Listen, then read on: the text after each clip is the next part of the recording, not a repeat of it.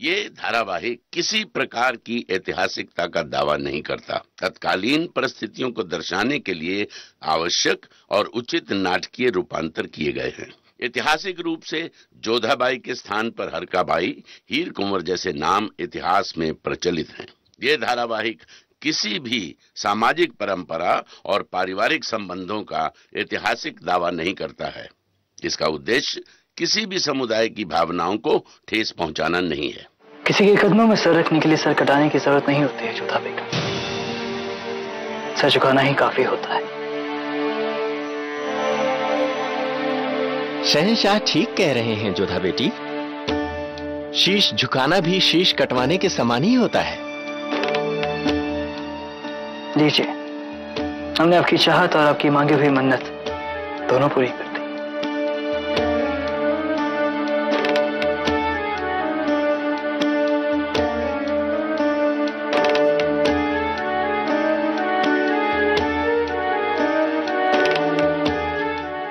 अब तो खुश हो जाइए जोधा बेगम।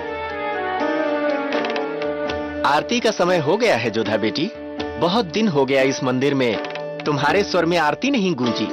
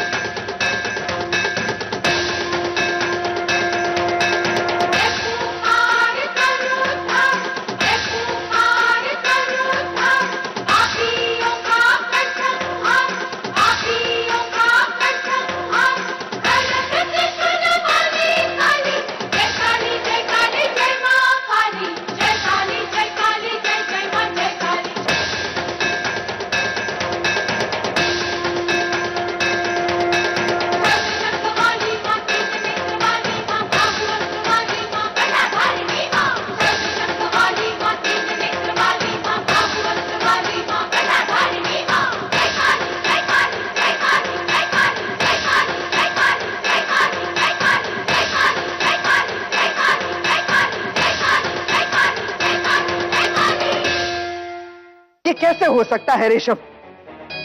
जलाल ने बेगम जोधा को आगरा के महल में मंदिर बनवाने की इजाजत दे दी। हमने कुछ नहीं कहा, हम चुप रहे। बेगम जोधा को जलाल ने अपने मजहब पर बने रहने की इजाजत दी, तब भी हमने कोई सवाल नहीं उठाए। लेकिन अब वो खुद बेगम जोधा के साथ मंदिर जाए, क्या हमें बर्दाश्त नहीं? नहीं रेशम, पता नहीं क्यों हमें यकीन नहीं हो रहा है इस खबर पर। ये खबर पक्की है वजीर आलिया। शहंशाह जोधा बेगम के साथ मंदिर गए हैं और उनके साथ जनाब शमशुद्दीन अटका साहब भी गए हैं। सुन लिया आपने अम्मी जान, सुन लिया। आपकी चहेती जीजी अंगा के शौहर अदगा खान साहब जलाल को शहद। वजीर आलिया, कहीं ऐसा तो नहीं कि शहंशाह के करीब होने की कोशिश करके जनाब शमशुद्दीन वजीर आला के ओहदा पाने की फिराक में हो और इसलिए जोधा बेगम को शाह दे रहे हो? ये जोधा बेगम अपने आप को समझती क्या है? इतनी हैसियत बढ़ गई है उसकी। हुजूर, इस बांदी की जरूरत हो तो पुकार लीजिएगा।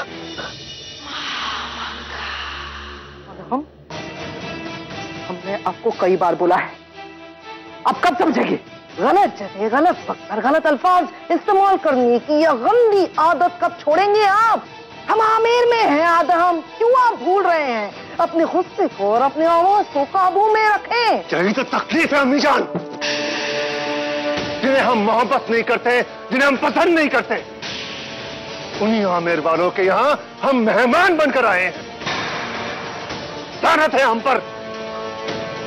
ये सब उस जोधा बेगम की वजह से हो रहा है। इस सारे फसाद की जड़ वो है। आपके इस बात से इत्तेफाक रखते हैं आदम। हमारे तो समझ में ये नहीं आ रहा कि जलाल जब बेगम जोधा को पसंद ही नहीं करते तो फिर उनकी इतनी सुनते क्यों हैं? इस वाकये की वजह से जलाल को बहुत सवालों के जवाब देने पड़ेंगे। मजहबी मामले में की गई इस नादानी की वजह से बहुत मुखालफत सहनी पड़ेगी जलाल को। बेगम जोधा की मनमानी की वजह से हमारे शहंशाह को इतना कुछ सहना पड़े, ये हमें बिल्कुल बर्दाश्त नहीं, बिल्कुल नहीं।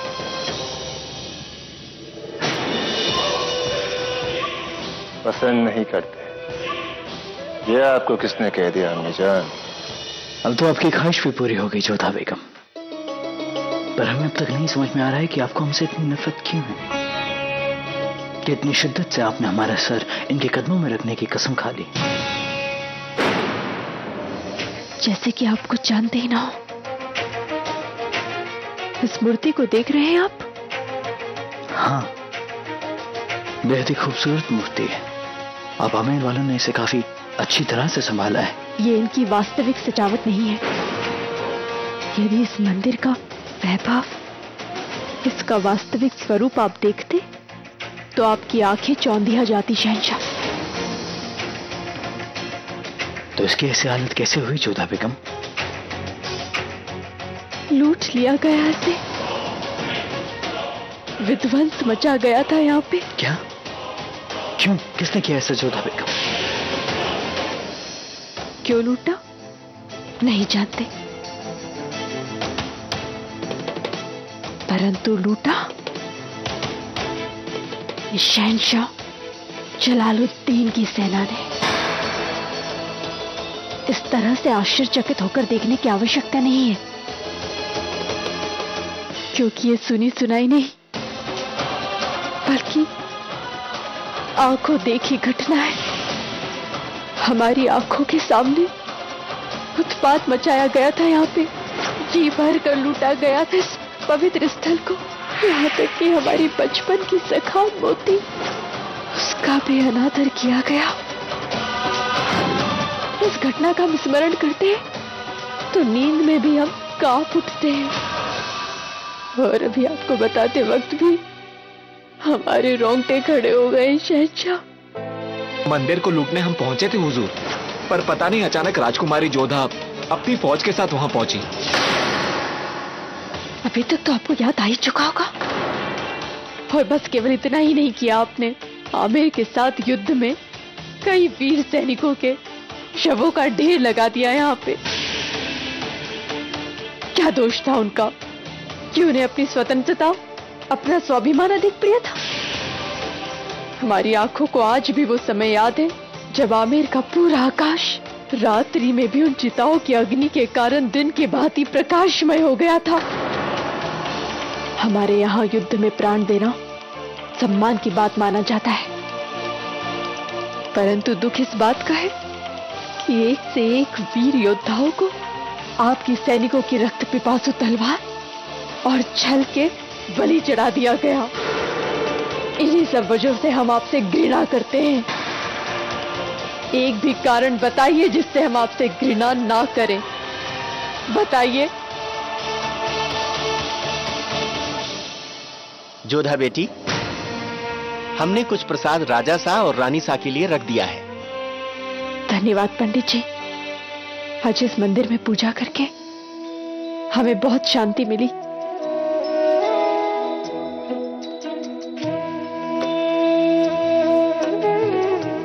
ये मंदिर के दान पात्र में डलवा दीजिएगा।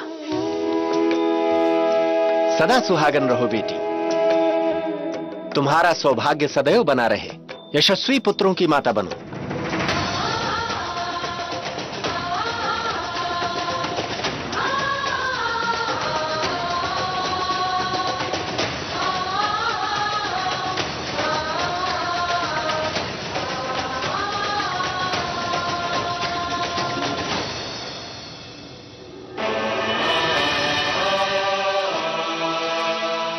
आपका यश बना रहे शहंशाह। मां काली आपको दीर्घायु करें। इतिहास में आपका नाम सदैव ही मान सम्मान के साथ लिया जाए।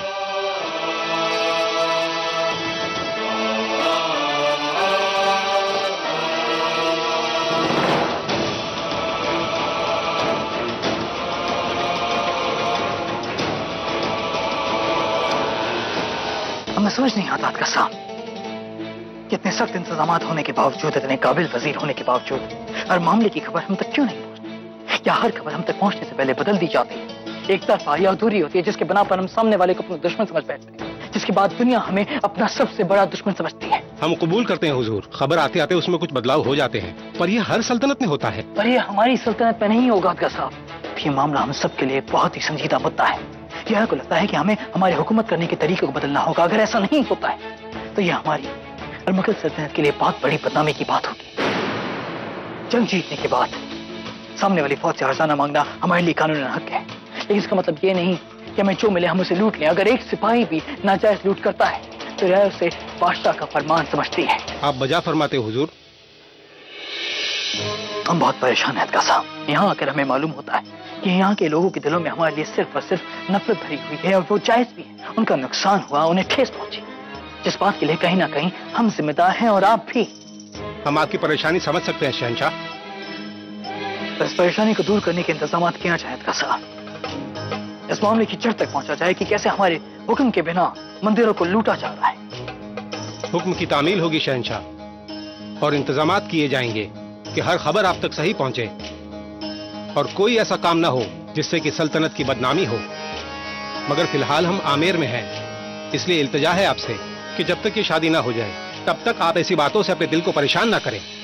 पर यही तो मुश्किल है अदगा साहब कि हम आमेर में हैं। अब न जाने और क्या क्या जानने को मिलेगा यहाँ।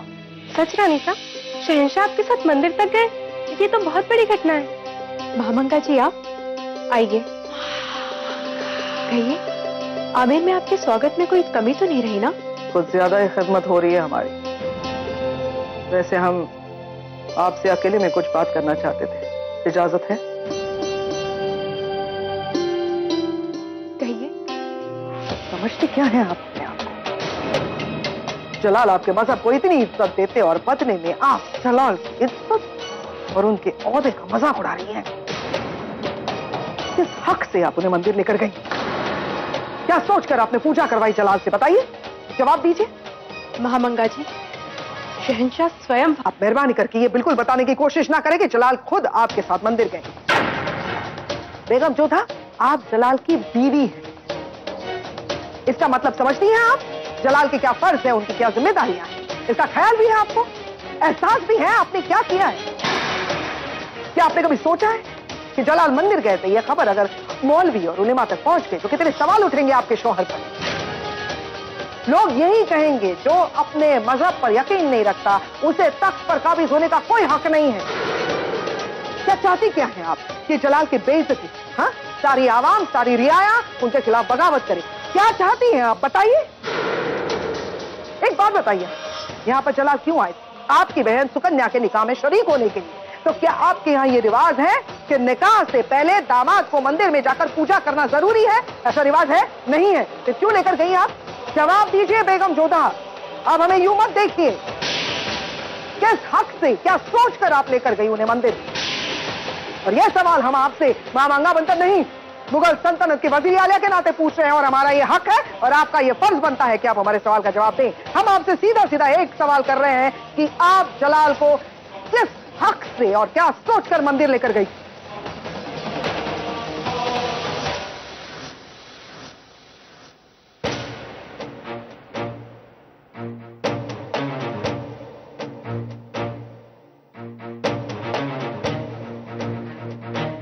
आपकी सांस भराइए, पानी पी लीजिए और शांत रहिए।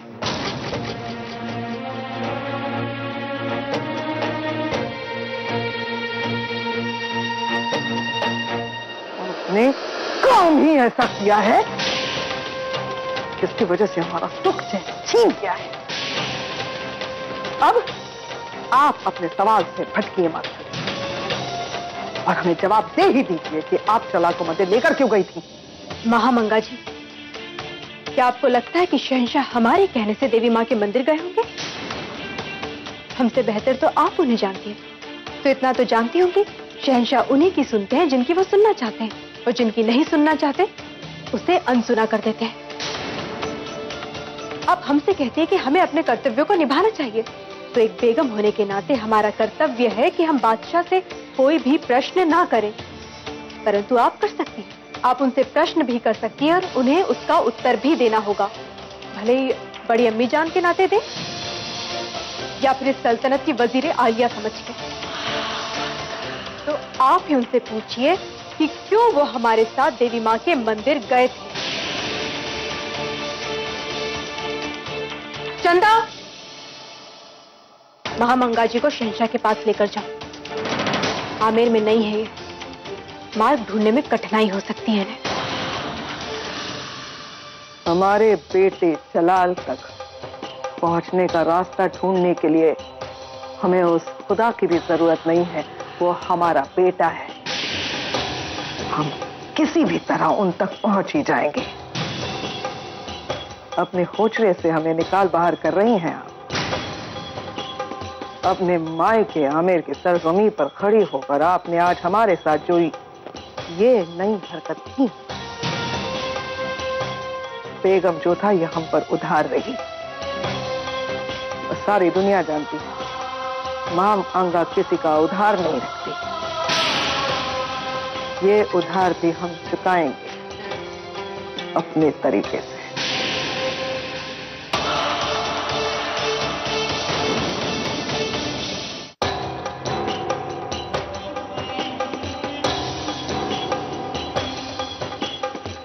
रुकिए देवी, हमें शहंशाह से मिलना है। आप अवश्य मिल सकती हैं, परंतु सुरक्षा जांच के बाद। क्या आप जानते हैं आप किससे बात कर रहे हैं? आप हमें रोकेंगे? क्षमा चाहते हैं, हम आपका आदर करते हैं, परंतु राजा साहब भारमल जी का आदेश है कि बिना सुरक्षा जांच किए शहंशाह के पास किसी को ना भेजा जाए। गुस्ताखी कर रहे हो तुम। शहंशाह की बड़ी अम्मी ये सल्तनत की वजीर आलिया, और तुम इनकी तलाशी लोगे? ये अपना फर्ज निभा रहे हैं कि जो कुछ भी कर रहे हैं वो शहंशाह की सलामती के लिए कर रहे हैं, उनकी हिफाजत के लिए कर रहे हैं। और शहंशाह की हिफाजत और सलामती के लिए हमें ये भी कबूल है आप हमारी तलाशी ले सकते हैं। सुगंधी,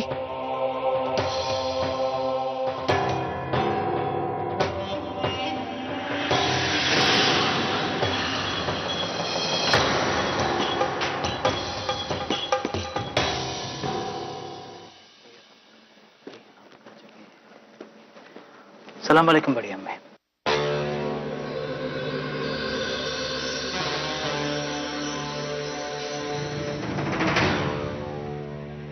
बड़ी अम्मी, हमने कहा सलाम वालेकुम। माफ कीजिएगा, वालेकुम अस्सलाम। जलाल, माफ कीजिए। क्या वो बड़ी अम्मी आप परेशान लग रही हैं? परेशान नहीं जलाल, हम तो बहुत खुश हैं। आमेर में आपकी सलामती और हिफाजत के इंतजामात देखकर बहुत खुश हैं। जिनकी जिंदगी का मकसद आपकी सलामती है, उन पर भी शक किया जा रहा है।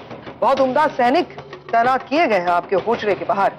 परिंदा भी पर नहीं मार सकता, उसमें हम भी आते हैं। जी हाँ, आपकी बड़ी अम्मी पर भी शक किया गया है। जलाल, जलाल, जलाल, वो जो भी कर रहे हैं सही कर रहे हैं, उन्हें टोकना गलत हो जाएगा। आप वो सब छोड़िए, हमें ये बताइए कि आपके जख्म कैसे हैं? भर जाएंगे बड़ी अम्मी। अल्लाह का शुक्र है, जिस्म पर लगे घाव जल्दी भर रहे हैं, लेकिन शहंशाह के रुतबे पर लगे हुए जख्म कभी नहीं भरते जलाल। हम समझे नहीं बड़ी अम्मी।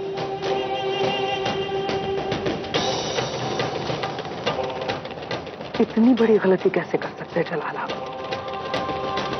हम जानते हैं कि आप अपने मजहब से कितना प्यार करते हैं, कितनी मोहब्बत करते हैं अपने मजहब से। फिर ऐसा काम ही क्यों करते हैं जिससे सवाल उठे? मौलाना और उलेमा को लगे कि आपको अपने मजहब पर यकीन नहीं है। देखिए, आपने सबसे पहले तो बेगम जोधा को अपने मजहब पर बने रहने की सहूलियत दे दी, उनके लिए मंदिर बनवाया। फिर उनकी बहन सुकन्या का एक राजवंशी से निकाह तय करवाया। सारे खानदान को लेकर आमेर चले आए और आज आपको मंदिर नहीं जाना चाहिए। बड़ी अम्मी, हम जानते हैं कि आप इस बात से खफा होंगी, पर अपने जलाल पर यकीन रखिए। उसका यकीन उसके मजहब, उसके ईमान, उसके दीन पर पहले भी था, अब भी है और हमेशा रहेगा।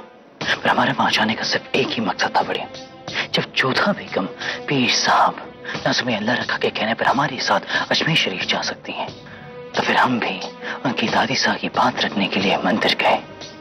उन्होंने एक शहजादी होकर बड़प्पन दिखाया, तो फिर हमने भी एक शहंशाह होकर बड़प्पन दिखाया। जलाल, हमें आप पर पूरा यकीन है। हम डरते हैं सदरे सुदूर से। इस वाकये के बाद अगर उन्हें ऐसा लगा कि आप अपने दीन, अपने मजहब, अपने ईमान से भटक रहे हैं, तो हमें बर्दाश्त नहीं होगा जलाल। बड़ी अम्मी, किसी के साथ मंदिर जाने का मतलब ये नहीं कि हमने अपना मजहब खो दिया। आप सोच भी कैसे सकते हैं कि आपके जलाल पे उसके खुदा, पाक कुरान शरीफ और शरीफ से यकीन उठ गया है? जलाल, आप नहीं बड़ी अम्मी, हमारा मजहब हमारी जिंदगी है, हमारी ताकत है। हम एक आम इंसान के अलावा एक शहंशाह भी। मुगल सल्तनत को बुलंदियों पर देखना हमारा फर्ज है। हमसे पहले बहुत ही बादशाहों ने हिंदुस्तान को एक ही परचम के नीचे लाने की कोशिश की, लेकिन नाकाम रहे। वजह, उन्होंने हिंदुस्तान की सिर्फ जमीन पर ही हुकूमत की। और इसी वजह से हमने जोधा बेगम की बहन सुकन्या का रिश्ता उसी कौम में करवाया। इसी वजह से हम आमेर आए और इसी वजह से हम आज मंदिर गए, ताकि हम इनके दिल और दिमाग पर राज कर सके। आपने जो कुछ भी किया है सोच समझ कर ही किया होगा। अब शहंशाह है और एक वजीर आलिया होने के नाते हम आपकी सोच की मुखालफत नहीं कर सकते, लेकिन आपकी बड़ी अम्मी होने के नाते ये दुआ जरूर करते कि हिंदुस्तान की सरजमीन पर मुगल सल्तनत का परचम लहराए और इस दुनिया के आसमान पर हमारे जलाल का नाम गूंजे। इंशाअल्लाह ऐसा ही होगा बड़ी अम्मी। जब आपकी जैसे खैर खावा हमारे साथ हैं तो हमें कोई नहीं रोक सकता।